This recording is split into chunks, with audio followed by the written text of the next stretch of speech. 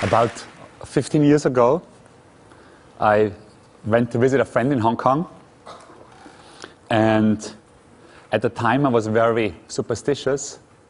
So upon landing, this was still at the old Hong Kong airport at Kai Tak when it was smack in the middle of the city. I thought, if I see something good, I'm going to have a great time here in my 2 weeks. And if I see something negative, I'm going to be miserable indeed. So the plane landed in between the buildings and got to a full stop in front of this little billboard. And I actually went to see some other design companies in Hong Kong in my stay there. And it turned out that I just went to see what they are doing in Hong Kong. But I actually walked away with a great job offer. And I flew back to Austria, packed my bags, and another week later, I was again on my way to Hong Kong, still superstitious, and thinking, well, if that winner billboard is still up, I'm going to have a good time working here. But if it's gone, it's going to be really miserable and stressful. So it turned out that not only was the billboard still up, but they had put this one right next to it. On the other hand, it also taught me where superstition gets me, because I really had a terrible time in Hong Kong. However, I did have a number of real moments of happiness in my life. I think what the conference brochure refers to as moments that take your breath away. And since I'm a big list maker, I actually listed them all. Now you don't have to go through the trouble of reading them, and I won't read them for you. I know that it's incredibly boring to hear about other people's happinesses. What I did do, though,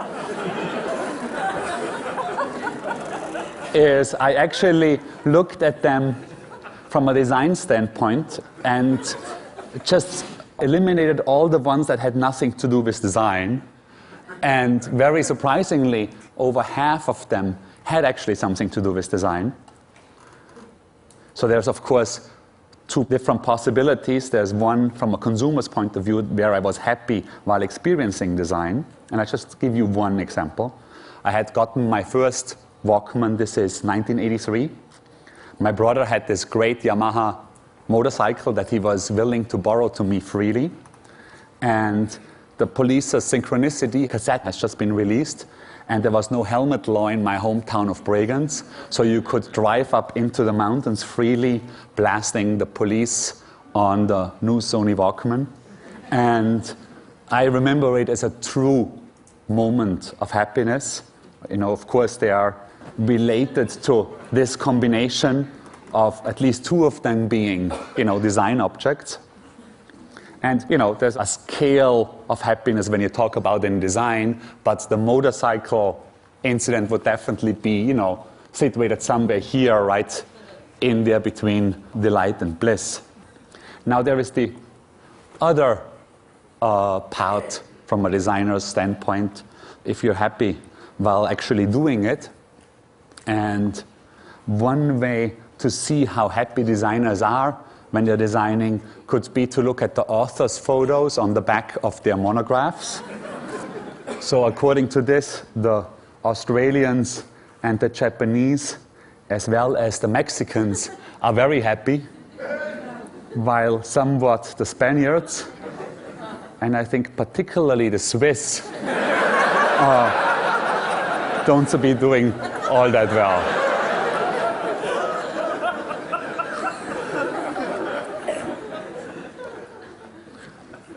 Last November, a museum opened in Tokyo called the Mori Museum in a skyscraper up on the 56th floor.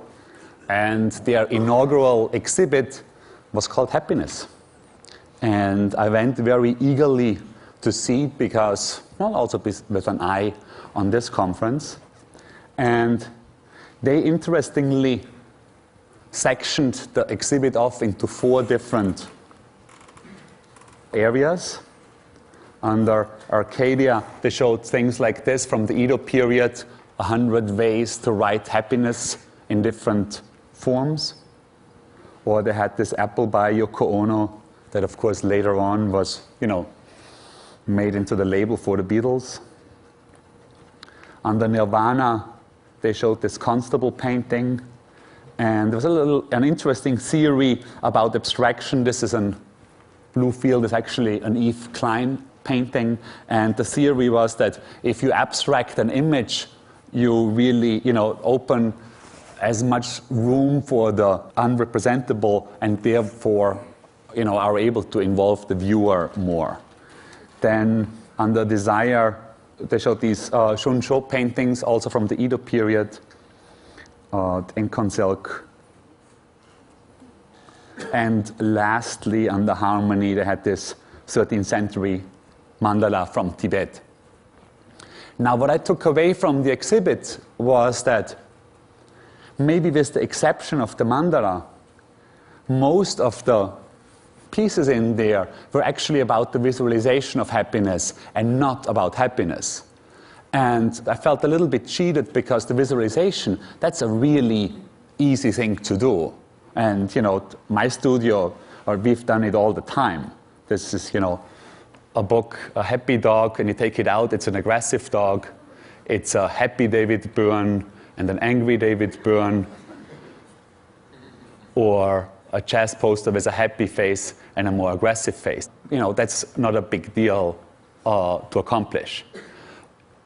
It gotten to the point where, within advertising or within the movie industry, happy has gotten such a bad reputation that if you actually want to do something with the subject and still appear authentic, you almost would have to, do it from a cynical point of view. This is, the movie poster. Or we, a couple of weeks ago, designed a box set for the Talking Heads where the happiness visualized on the cover definitely has very much a dark side to it. Much, much more difficult is this, where the designs actually can evoke happiness. And I'm going to just show you 3 that actually did this for me. This is a campaign done by a young artist in New York who calls himself True. Everybody who has ridden the New York subway system will be familiar with these signs.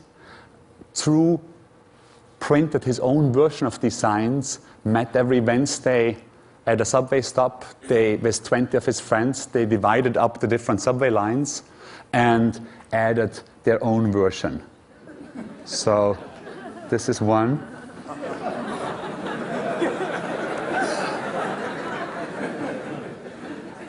Now, the way this works in the system is that nobody ever looks at these signs. So you're really bored in the subway and you kind of stare at something, and it takes you a while until it actually, you realize that this says something different than what it normally says.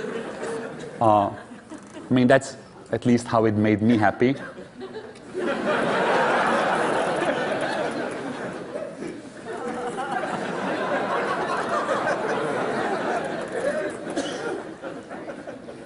Now, True is a real humanitarian, and he didn't want any of his friends to be arrested, so he supplied everybody with this fake volunteer card and also gave this fake letter from the MTA to everybody, sort of like pretending that it's an art project financed by the Metropolitan Transit Authority. Another New York project, this is at PS1, a sculpture that's basically a square room by James Turrell that has a retractable ceiling, opens up at dusk and dawn every day. You don't see the horizon, you're just in there watching the incredible, subtle changes of color in the sky. And the room is truly something to be seen. People's demeanor changes when they go in there, and for sure, I haven't looked at the sky in the same way after spending an hour in there. There are, of course, more than those 3 projects that I'm showing here. I would definitely say that observing Vic Muniz's cloud a couple of years ago in Manhattan for sure made me happy as well. And then, but my last project is again from a young designer from in New York. He's from Korea originally, and he took it upon himself to print 55,000 speech bubbles, empty speech bubbles, stickers, large ones and small ones, and he goes around New York and just puts them, empty as they are, on posters. And other people go and fill them in. This one says, "Please let me die in peace."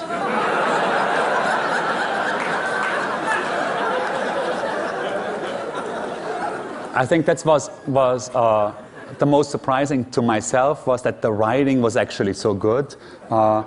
This is on a musician poster that says, "I am concerned that my CD will not sell more than 200,000 units, and that, as a result, my recoupable advance from my label will be taken from me, after which my contract will be cancelled, and I'll be back doing journey covers on Bleecker Street."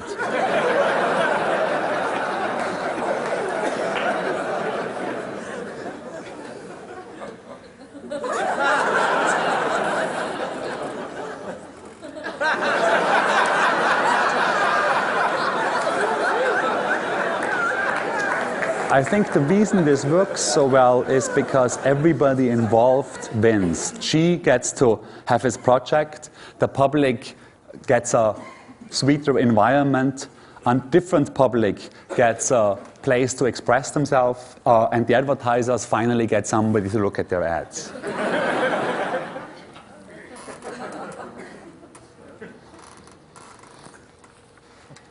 Well, there was a question, of course, that was on my mind for a while.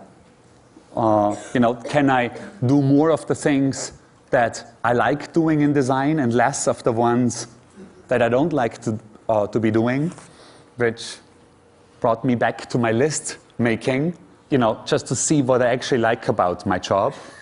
One is just working without pressure, then working concentrated without being frazzled, or as Nancy said before, like really immerse oneself into it. Trying not to get stuck doing the same thing, or trying not to get stuck behind the computer all day.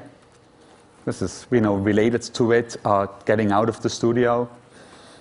Then, of course, trying to, work on things where the content is actually important for me, and being able to enjoy the end results. And then I found another list in one of my diaries that actually contained all the things that I thought I learned in my life so far. And just about at that time, an Austrian magazine called and asked if we would want to do 6 spreads, design 6 spreads that work like dividing pages between the different chapters in the magazine. And the whole thing just fell together. So I just picked one of the things that I thought I learned. In this case, everything I do always comes back to me, and we made these spreads right out of this. So it was everything I do always comes back to me. A couple of weeks ago, a French company asked us to design 5 billboards for them. Again, we could supply the content for it. So I just picked another one, and this was 2 weeks ago. We flew to Arizona, the designer who works with me and myself, and photographed this one. So it's trying to look good, limits my life. And then we did one more of these. This is again for a magazine, dividing pages. This is having. This is the same thing. It's just, photographed from the side. This is from the front. Then it's guts. Again, it's the same thing. Guts is just the same room reworked. Then it's always works out. then it's 4 with the light on, and it's me. Thank you so much.